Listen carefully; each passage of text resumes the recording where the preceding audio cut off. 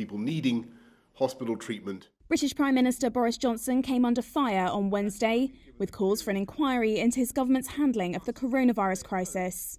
It faces criticism after failing to fully explain partial death data, limited testing, or the lack of equipment for hospitals.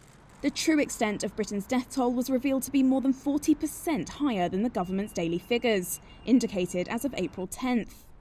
Johnson initially resisted approving the stringent controls that other European leaders had imposed.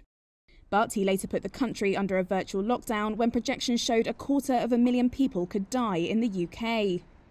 Since restrictions on movement were implemented, though, the government has given conflicting explanations of why it failed to join a European Union ventilator scheme and admitted there have been problems getting health workers enough protective equipment.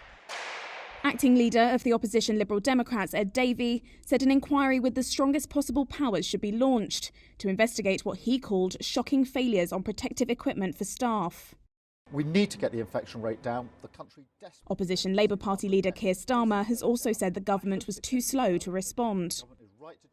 We must protect the NHS's ability to cope.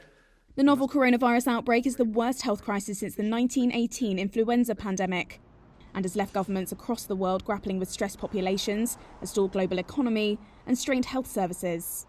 I've today left hospital after a week in which the NHS... Johnson himself battled grave COVID-19 complications in intensive care earlier this month.